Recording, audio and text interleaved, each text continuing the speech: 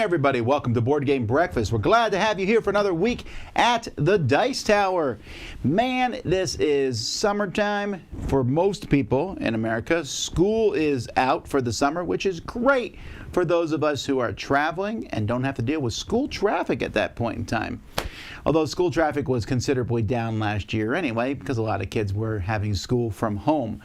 And that is the least exciting thing about kids going back to school, unless you're a parent, in which case that is an amazing thing. We're off subject because we're talking about board games. Hey, good morning again.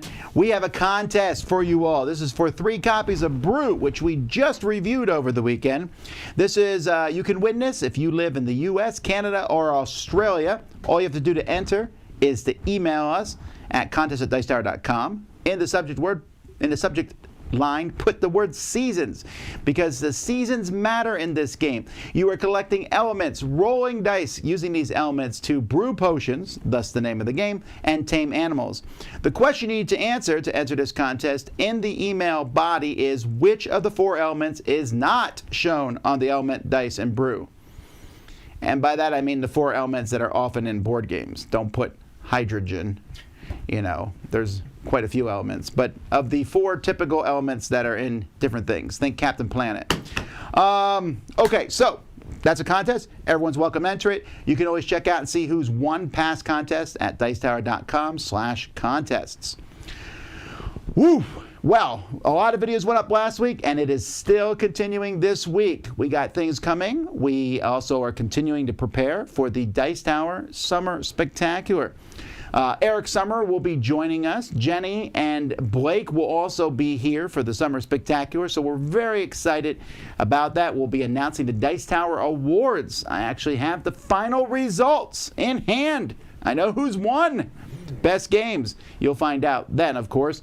And also we got some companies making some really cool announcements. I'm very excited, but you'll have to wait. But be prepared, because that's on its way. Life is good. The weather is amazing. Let's keep going here.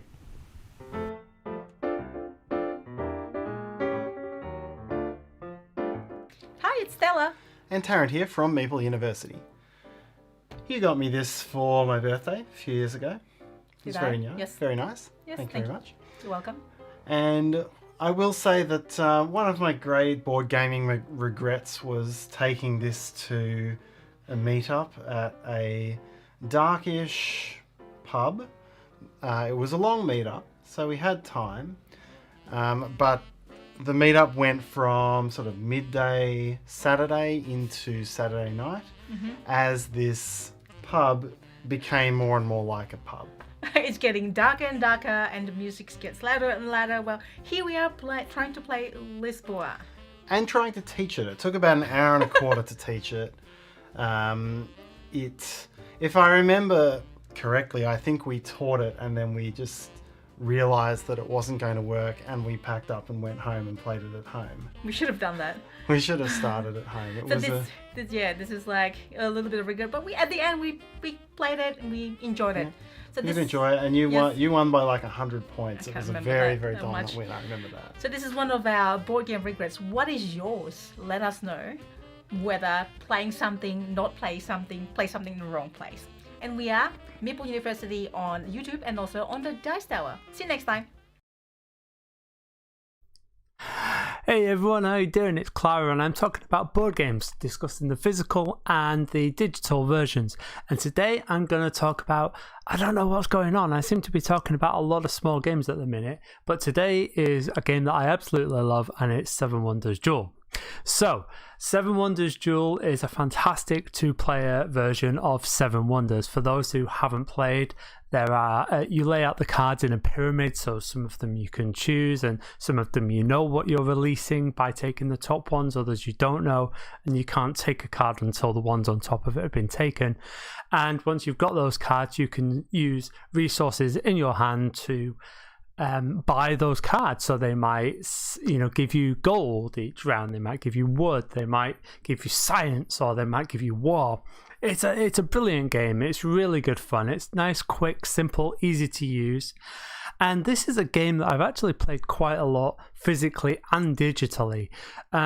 So I first played it, funnily enough, at the UK Board Games Expo, and it was the day before I met Tom Vasel for the first time. So there you go, in person. Yeah, and it's just a really neat little game. This is from the website. And I just really enjoy it. It's a game that I like. I seem to win quite a lot, which is weird because I don't win games, so that's kind of nice. Digitally, I've been playing it on Board Game Arena. It's a good implementation. It does have one of the expansions, which is Agora, and I'll be honest, I didn't like it. It didn't add to me. I did buy my friend Pantheon, but we've not played it yet, and it's not on the digital version. But yeah, Seven Wonders Duel. It's a great version online, but I gotta be honest, it's nice to also be able to play this physically, and so I'm happy with either, really. But yeah, Seven Wonders Duel. Until next time, bye.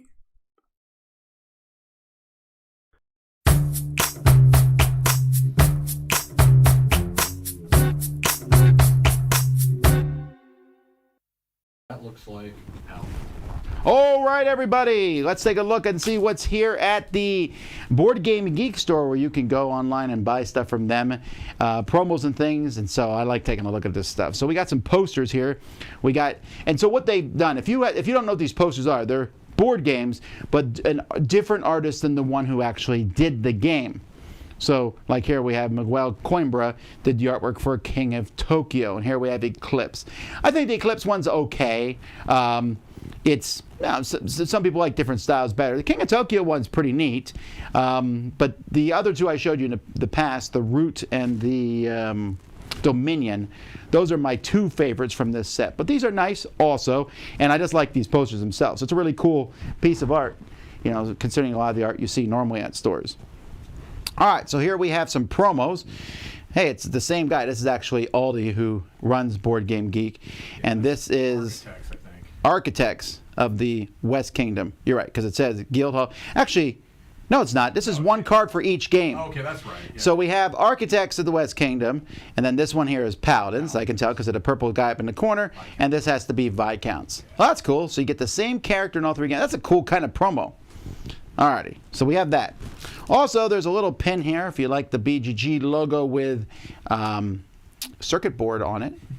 So there's that. And then I got a game here. We'll have to try this one out. This is called Coup Nation or Coupi Nation. I don't know how to pronounce it, but it's a little Japanese game. It looks like you're stacking cups here. I like the concept of this one. We'll have to give this one a whirl. And now my favorite stuff. I love talking about the Geek Bit upgrades. So first we have stuff for Watergate. So there's two things in Watergate. The tokens here. These are okay. I don't care one way about these or the other. I do love these tiles though. These replace the tiles in the game, and they're like plastic with the stuff printed on them. Oh, it's fantastic. These are really great. So you get enough of these to play the game with a nice bag to put them all in. Man, fantastic. That's an auto for me. And then the other one here is the Dice Throne Season 1 bit set. So these work with the dice. I'm assuming Season 2 is coming if Season 1's here. But there's a bunch of tokens in Dice Throne that you use to mark different status effects and everything. And they're just cardboard tokens, and these just replace them. And I can guarantee you these are cooler than the ones in the game. I mean, look at these especially. I particularly like the background on these. It's harder to see in person. I mean on video, but in person these are great. So if I was only getting one, I might get the raw tiles that I showed you last week. But man, Watergate is one of my favorite two-player games, so that's a close second. Anyway, that's what we're taking a look at this week. Let's keep going. Hello everyone, today I'm here to talk to you about my first impressions of Ryan Knizia's Equinox. This is basically a bidding game where you're trying to bid early to say these creatures will still be in the sort of race at the end. They haven't disappeared and they are still there at the end of the game. You get more points the earlier on in the game that you bid. There's even a secret one that you can bid on and no one else knows that you've got. What are some good things and some bad things? The artwork is really nice. It uses a lot of iconography. Now, for that first game, for the first couple of games, that's okay. It's good. A lot of the iconography really makes sense. You know, there's a symbol and you're like, okay, that's that symbol, and it's used multiple times across cards and stuff like that. And then there's a few where it's like, I need to check the rules on that one again. And for the first couple of games, you'll definitely get that. Now, why is that? There's 16 different creatures in the game, and each game you'll use a random selection of 8. So a real positive, you've got variety straight out the box. You know, you play another game, even with the same creatures, it will turn out completely different. Then you remove a couple, add a few more in, and the different powers on offer, well, they're going to make it a very different experience. You can have some fun with this one. I just think for that first play, there should have been something in the rulebook which is like, start with these 8, because these are the easier 8 creatures, and then go on and shuffle these harder ones in if you wanted later on. There's not that, and I just feel the powers, while they make the game once you've played it once or twice, that first play could put a few people off, because that holds it back from really being family weight. You know, that first play will capture some people but put others off. But if you give it a chance, it's a fun little game. Anyway, that's Equinox, and I'm Oliver East, signing out. Hey everyone, this is Steven from the Board Game Weekenders. Today on Board Game Breakfast, we're starting a new segment called the Comments section, where I'm going to go through a game and go on BGG and look up comments on ratings from 1 to 10 to see kind of different opinions about different games and the people who play them. Let's take a look today at Terraforming Mars. Our first comment says, too many cards, too large of a tableau, too many resources, too many actions, too long. I'm sensing a theme there with that one. Next we have a 2. The game simply lacks replayability. If you do the math, you'll find that you only need really 2 or 3 good cards to win the game. I'm not sure if I agree. That's a huge stack of cards. Not much replayability?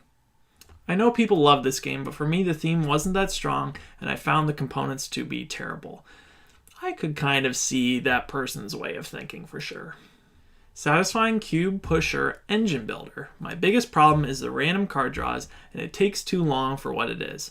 This does, especially with the full player count, take a long time, so I could see that thought. An okay game, there's really no game arc. It just kind of goes around in a circle until one of the end game conditions is triggered. I guess you could really say that about any game though, right?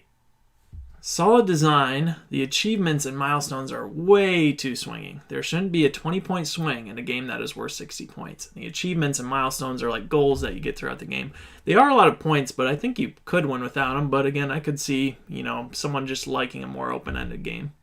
Awesome engine builder. It's a modern classic for a reason. Just have to get past that visual design. And definitely the sale numbers represent that modern classic part. Just pure fun. There are so many options, which makes every game different, and you always have choices to make and the feeling that you're doing a lot. And even when I'm losing all the time, I do still feel like I'm building something and contributing. We're getting up there next with a 9. I like that you can switch gears partway through the game, which many engine builders don't allow you to do. Also, you can't build your engine the same way every time, especially with that big deck of cards. Again, the sheer variety can be a big positive for this game. And finally, 10. This is an incredible game which feels immersive in the theme. I really enjoyed the breadth this game covers without completely overwhelming me each turn. Because again, your turns can be pretty, have so many options. So that is kind of big plus of this game. Okay, everyone, let us know in the comments below. What are your thoughts on Terraforming Mars? What score and what kind of comments do you have about it? I'd be curious to hear. And until next time, we'll see you on the next breakfast. Thank you, everyone, for watching.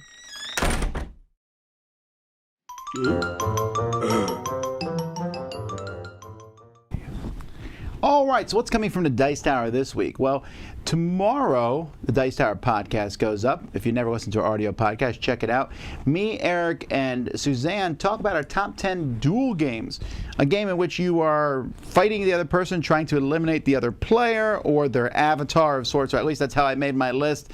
If you go by the People's Choice, they picked the game that had duel in the title. So I am catching up on games played this week. So I'm only reviewing one game this week, which is the Ticket to Ride 15th Anniversary Edition for Europe. Other than that, though, I'm going to be doing a lot of videos on my shelves. We've been going through the different shelves in the Dice Tower library, so I'm just going through those one at a time. So keep an eye out for that. I hope people seem to have enjoyed those. Also, last week I did the Wonderful World of Dice video. I'm going to continue in that series, and this week we're going to be talking about combat in board games, showing different examples. I might not be doing as many reviews, but reviews are going up this week for sure. We got some previews from Mark, of course. Brian is reviewing some stuff, but there's a Foursquare review, of which I am not part of, but the other guys are going to be talking about Oath. Oof, the big new game from Leader Games. Is it Oath or Oof? Or who knows? I actually don't know what they're going to say about the game. You'll have to come and find out. So all that coming this week, along with a bunch of other stuff, of course, our live stuff, Board Game Breakfast, and crowd surfing. Stay tuned for all of it. Let's keep going. All right, so welcome back to Board Game Breakfast. This segment still doesn't have a name. It's just Brian talking about 3D printing stuff, but in a really cool way. We're taking a look at two different types of 3D printing. Now, usually when it comes to board gaming, we typically only focus on the FDM, which is a roll of plastic that is extruded and melted and layered piece by piece, layer by layer up until it builds the image up. But there's also what's called SLA, or resin 3D printing, which is my favorite type. The downside trade-off of resin printing is that you can't print as big of pieces. So if you're trying to build a divider for a board game, it's a little trickier, but I'm going to show you a couple tips and tricks that you can use today in order to facilitate maybe making bigger things that you can put together later. So this is a couple of different tips. First of all, using some software. There's Prusa Slicer and then Box, which are the two programs you need if you're getting into 3D printing with resin. If you have an item that you don't want to shrink down to fit your print bed, you really want that larger juggernaut image, or you want something larger for your board games. You want that giant pyramid or whatever to go in the middle of your table for whatever game you're playing. You can take it in Prusa Slicer and you can cut it into pieces, and you can then take those pieces in, import them into your resin 3D printing software, and then print them out piece by piece.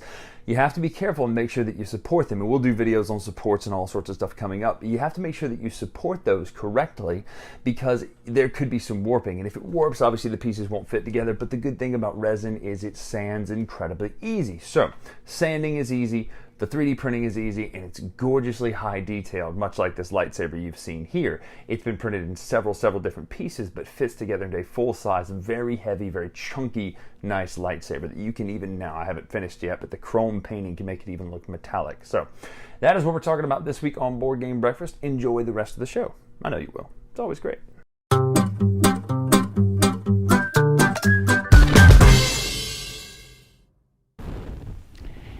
You're probably better off 3D printing your own lightsaber, because I was at Disney Springs at the official Star Wars store there, and you can buy like your own lightsaber, and it was like $150, starting at $150. And it's a lot of people walking around the park with those. Good to be Disney. All right, help me out here. Now, last week I reviewed the Terraforming Mars big box, and wow, what a thing that was. And someone commented in their thing, because during that review, I complained fairly loudly that they didn't give me a sheet that showed how everything was supposed to go in the box. And someone said, Tom, you always complain about this every time it happens. And the answer to that is yes, and I'm going to continue to do so. And this is a plea from me to you publishers to help a brother out. We don't know what to do when we open these games here. What are we supposed to do when I open a game and I don't know what everything is? So here's some ways that you can help us out. First of all, in the instructions of the game, first of all, always include a list of the components with a picture of them. This is not difficult. This should be in every board game that's ever made. You should show the components of the game so that when we do it. But I want to go even farther and say that if it's a Kickstarter thing and you threw in extra stuff, tell us what those are. Also, show us a picture of the solo stuff, so we know if we're playing solo, we need to use it, and if we're not, we need to use it. Mark the stuff in the initial components list that are modular, if you added modules into the game. Because I'm sure many of you watching have run into the same thing where you're setting stuff up and you're like, what is this deck of cards for? I don't know what this deck of cards for. It doesn't mention it. Oh, they mention it at the end in the rulebook. Thanks. Mention it at the beginning so we know to pull that off. If you have a piece, sorry, is this rubbing against my? if you have a piece, sorry, it's one of the problems wearing a vest. If you have a piece that looks like in the punch board that you might not want to keep, then put a little, or that you might want to keep, put a little trash can on it or some symbol that we know to throw that piece away. It's so annoying when I punch out, there's a ring and there's a piece in the middle, and I punched out that piece in the middle. I'm thinking, I think we're supposed to get rid of these pieces, but you don't always in games. And so you keep them and you play through the game, and you're like, we didn't use them. I think we don't need them. Can we throw them away?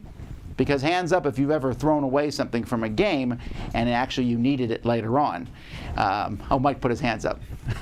Yay, but that's really annoying. So help us out in that regard. Help us out by putting player aids in a box per player.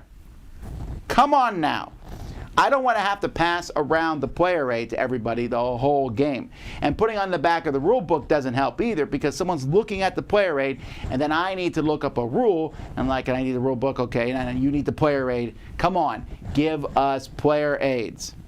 And then going back to the very beginning of what I said, when you make a big box of something, please put something in there that shows us how to put everything in.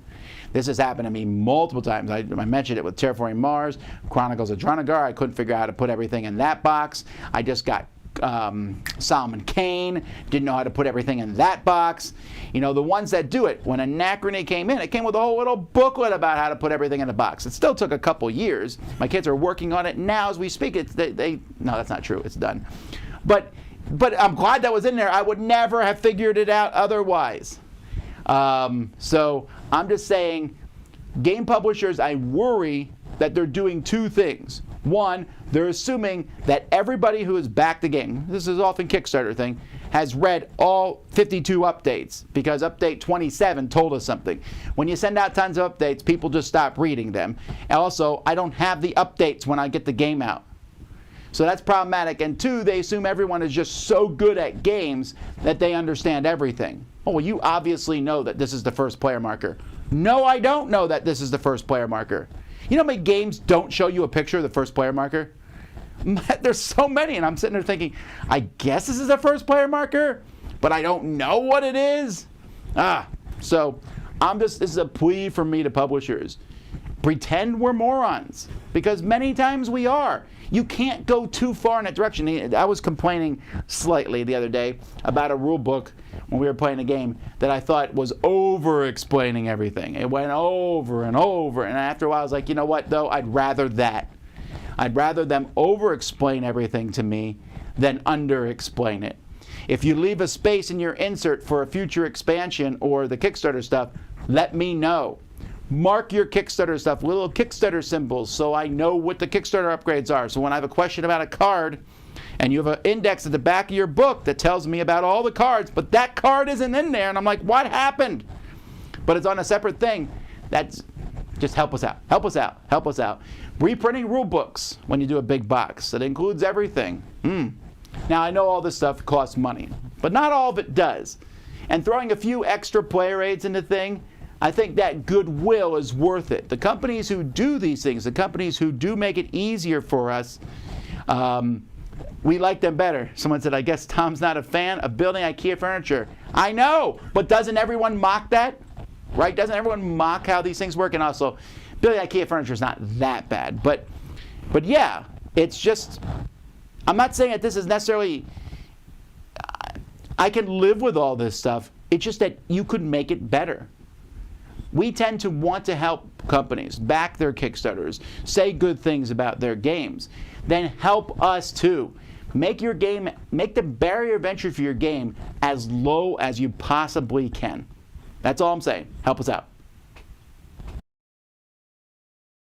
Hey everybody, it's Ryan from Ryan and Bethany Board Game Reviews. Today I'm talking about Deep Sea Adventures. This is from Oink Games, and it comes in an extremely small box. This is super portable. This is a game that we can take anywhere. There's still a lot of little components, so it's not necessarily a game that you want to place on a small table. But it is something that you can take out, bring with you to a hotel or, on a trip very, very easily because of how portable it is. Now, this is a push your luck game. You're going to have 3 rounds where you're basically diving down as deep as you feel like you can go before you run out of oxygen as a scuba diver, and along the way you're going to pick up as much treasure as you possibly can. However, that treasure does 2 things to you that are bad. First of all, it makes your oxygen run out faster.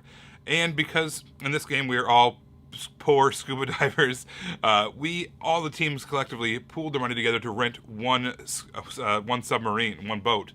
But we're also competing against each other. So we have 1 tank of oxygen between us. So as the oxygen is running out, we're trying to rush back to the top of the boat as fast as possible, carrying all this treasure.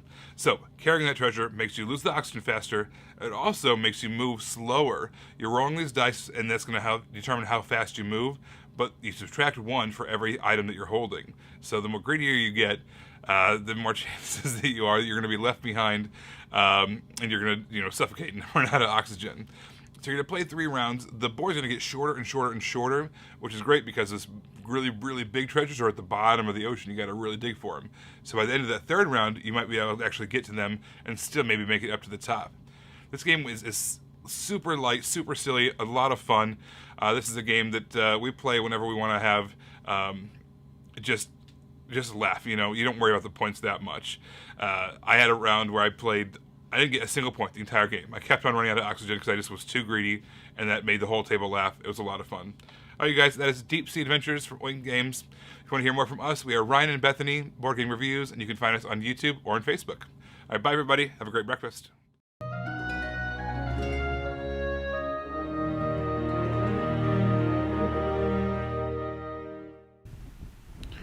Folks, today I'm talking about Transport Tycoon. So Transport Tycoon is a video game that I played in college. I actually don't remember when it came out. Let me look it up here. I'm going to guess. Let me see. I'm going to guess that Transport Tycoon came out in 95. Let's see if I'm right. Nope, 94. So it's from Microprose. Designed and programmed by Chris Sawyer. Chris Sawyer is known mostly for Roller Coaster Tycoon at this point in time. But I think he was inspired by Sid Meier's Railroad Tycoon and remade it Transport Tycoon. So Transport Tycoon, you owned a little transport company and you had road vehicles, boats, trains, and airplanes. Which I said out of order so that I don't get a copyright strike from movie titles. Anyhow, you control these and you pick them and you fly them around. I really enjoyed the game. A few years ago, I found a version of this game online and I thought, that's neat.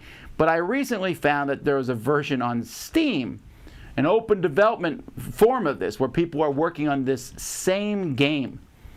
And I have to tell you, there are some games that when you go back to them, you're like, yeah, this is a game of old product. Transport Tycoon is an absolutely fantastic game. It is not without its flaws. And it definitely still has that look of way back when. It has a MIDI jazz file soundtrack, which, could be better, adding that sort of thing in. But, wow, I really like everything that this game does. In this, like I said, you build this map that has cities all over the place and different resources, and you're picking stuff up and delivering it. So you can do what you want. I might say, I'm going to deliver wood to this factory, and that factory then turns it into goods. There's a couple things about this game that are incredibly fun. One is there's something satisfying to see all your little vehicles moving around the board, picking up resources and delivering them. But the train layouts in particular, you can make some really complex trains and you're watching them. When I was a kid, I grew up, a mile from a train yard. And sometimes my dad would take me there. We'd just go there and we'd watch the trains come in and out of that yard. It was such a fascinating thing. I still remember that.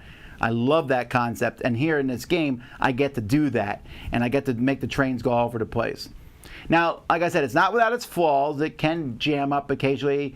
The boats get lost sometimes when they're going from one spot to another. If you use planes to deliver passengers, it's the easiest and fastest way to make money. In fact, if I'm ever not doing well in a game, I can borrow some money, build an airport, get some planes going, and my money problems are solved. But I don't necessarily play it for money purposes. I play it to see how much I can explore in it. So I was really glad to see that this was on Steam to play this old game. And it's kind of addicting. If you like SimCity and that series of games, if you like Civilization, Transport Tycoon is just an absolute fun thing.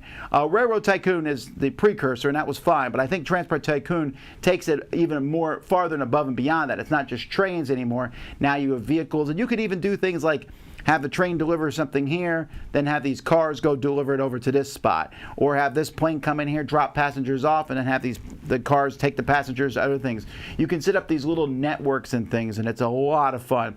And you can also mess with settings and download player mods and just do different things to make it even more interesting and exciting. So I really like it. If you like that style of game, get it, check it out. It's on Steam, Transport Tycoon. Hello, and welcome back to Retro Board Game Corner. Here I have Rodney Dangerfield's Game of No Respect, a nerve-wracking, number-stacking game of sudden death, published in 1985 by Milton Bradley. This is a 2 to 4 player game in which you're trying to control 3 columns first. Let me set this up and show you how it works. This is what the game board will look like set up. You're going to put these number discs face down and give them a good shuffle. Every player is going to take control of one corner of the board. Then the game can get started. On every turn, you will go ahead and pick one disc and then put it anywhere on one of your 3 columns with a diamond in it. The object of the game is to try to get it from the highest number to the lowest in these 4 circles. Every disc that you draw has to be put on one of your columns from highest to lowest number. If at any time you cannot successfully put one of the discs in one of those columns, you have to put them here on one of your discard piles. You have room for 3 discards if you can't put them anywhere else on the board. Another thing you can do with your drawn chip is place it on top of another numbered chip. For example, this 7 could be stacked here on your opponent's 7. Now what you can accomplish with that is if you can get a 3rd chip in the lead of that column, that shuts that column down. Your opponent cannot put any more chips here on this column, therefore blocking him from one way of winning the game. There's 2 ways to win the game. Fill up all 3 of your columns first, or prevent your opponents from legally placing a disc on the board, therefore eliminating them from the game. The late Rodney Dangerfield was an American stand-up comedian whose self-deprecating one-liners always had his catchphrase, "I get no respect." What that has to do with this board game, I have no idea. Well, that's all the time I have for now. If you have a comment below, or you could tweet me at RetroBoardGamer. And as always, may your rolls be high. I don't get the theme connection there at all. But, all right. Looks like that game could be played in 5 minutes, maybe? Or really quickly. Alrighty. Well, thank you to all my contributors for their amazing segments, as always. Thank you to everyone for watching. We'll be back in half an hour with Z on what's happening, so you can see an app being played. And then I'll be back with Q&A at noon. So if you have questions about whatever, come ask them then. Until then, I'm Tom Vasel. You've been watching Board Game Breakfast. Check out our contest at the beginning. Thanks, Pandasaurus. See y'all next time. Thanks for watching Board Game Breakfast. Tune in each week for your daily dose of gaming goodness with Tom Vasel and all the gang. Until next time, I'm Eric Summerer, and you've been watching Board Game Breakfast, a Dice Tower production.